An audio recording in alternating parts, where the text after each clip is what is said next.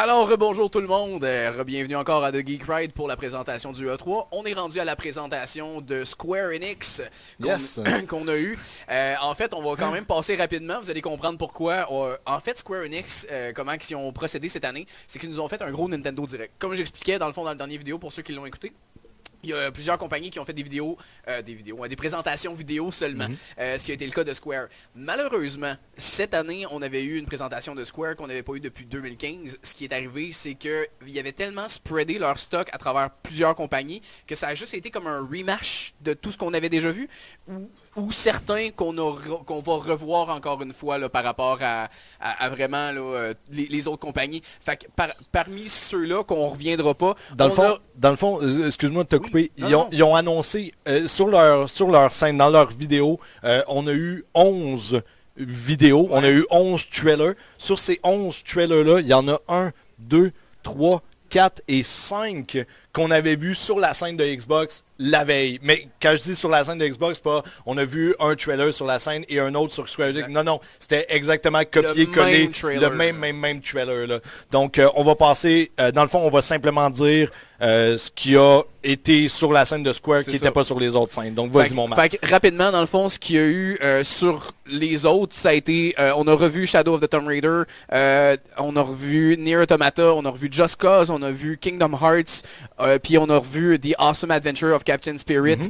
Donc, c'était qu'on a pas mal vu, soit sur les présentations en majorité. À vrai dire, ils ont tous été sur Xbox. Exact. Fait que, tu sais, dans le fond, c'était du stock qu'on avait déjà vu. On a un petit peu perdu du temps à travers ça. Ce que je trouve plate, c'est que cette année, on a eu 0 présentation de Final Fantasy VII. Donc, ça aurait peut-être été un spot qui aurait pu prendre à la place. On se doute que peut-être qu'au niveau de la production, ils ont un struggle présentement parce que ça fait quand même 3 ans qu'ils nous ont montré le premier vidéo en 2015 là, comme le teaser de Final Fantasy VII. Ouais, ben c'est ça. C'est que dans le fond, on le sait que chez Square, l'équipe qui travaille sur FF7 est à peu près la même équipe qui travaille qui a travaillé sur FF15 et qui travaille sur Kingdom Hearts. Ouais. Dans le fond, c'est le même directeur qui travaille sur tous ces jeux-là. Fait qu'ils ont voulu finir Kingdom Hearts avant. Donc c'est ça. D'après moi, ils doivent mettre pour l'instant leur énergie sur Kingdom Hearts. Puis on va revenir à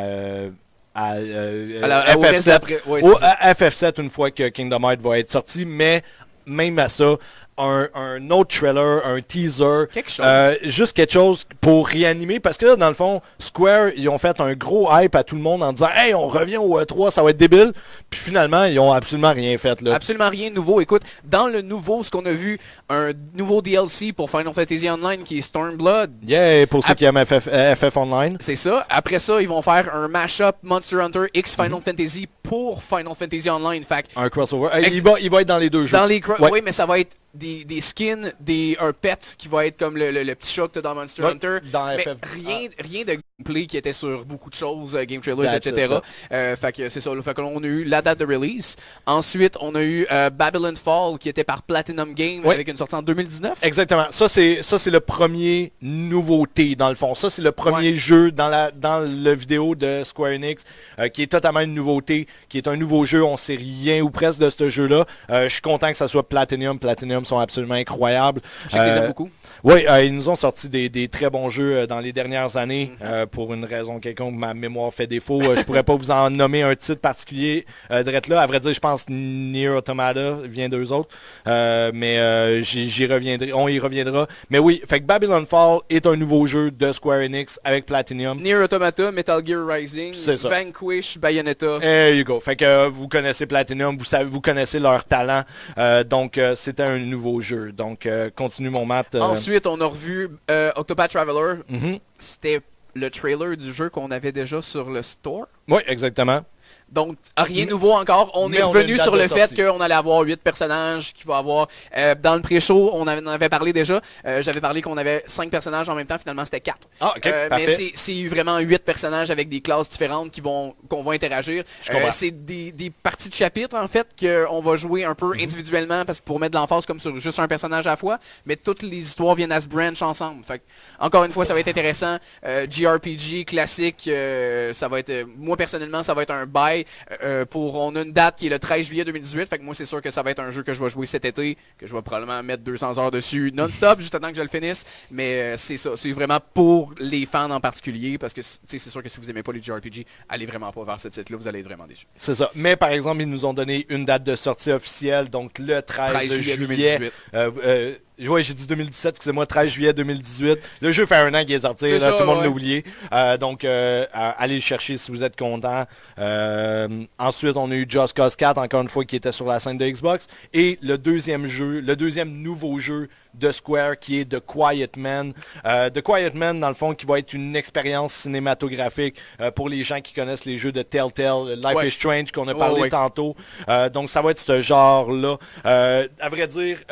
le trailer de The Quiet Man m'a fait beaucoup penser à Sea of Solitude. Oui, donc une ambiance très dark, une ambiance d'oppression mentale.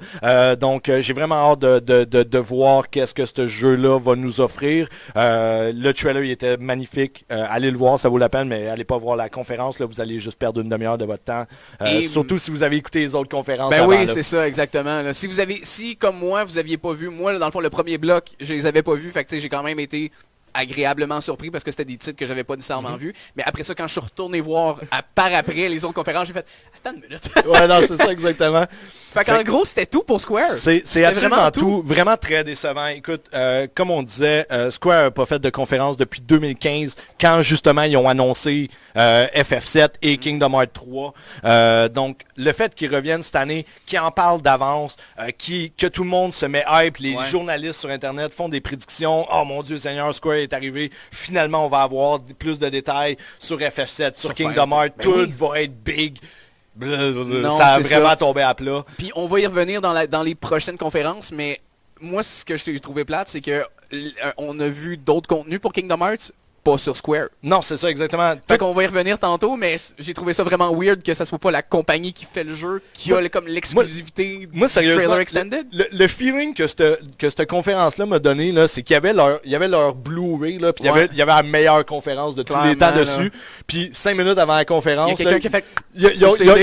le CD a droppé à terre, il a scratché, t'es plus capable de le mettre dans le lecteur DVD, puis ils ont callé Phil. Ils ont fait, hey Phil, tu peux-tu nous envoyer, envoie-nous donc les vidéos. Ouais, c'est ça, tous les trailers qu'on a en banque, là. C'est ça. C'était vraiment très très décevant, là. On n'en reviendra pas là. Pas que c'est une mauvaise compagnie, mais pas une belle présentation. Non, c'est ça. Totalement inutile d'être au E3. Il aurait pu donner Babylon Falls puis Quiet Man à une autre compagnie pour nous les présenter, puis laisser le reste de leur contenu où est-ce qu'il était déjà au départ. Franchement, au point où il en était, j'aurais fait les présentations des 1, 2, 3, 4, 5, 6, même pas des 5 jeux qui restaient sur les autres. Non, c'est ça, exactement. Rendu là, ça changeait absolument rien, puis il y aurait probablement eu moins de mauvais commentaires par rapport à leur présentation. C'est ça l'affaire, c'est que là, ils se sont comme attirés un petit peu la haine des fans. Tu sais, comme le disappointment des fans. Oui, parce qu'on en avait parlé même pendant le pré-show en disant « Hey, c'est cool, c'est la première fois depuis 2015 qu'ils vont nous voir une présentation. » non, le hype, il était haut, puis ils ont pris ce hype-là, ils l'ont pitché aux poubelles. Donc, sans prendre plus de temps pour vous, on va passer tout de suite à notre prochaine présentation. Donc, on vous remercie d'avoir été avec nous pour la présentation de Square. Yes, on se revoit dans la prochaine présentation pour Ubisoft.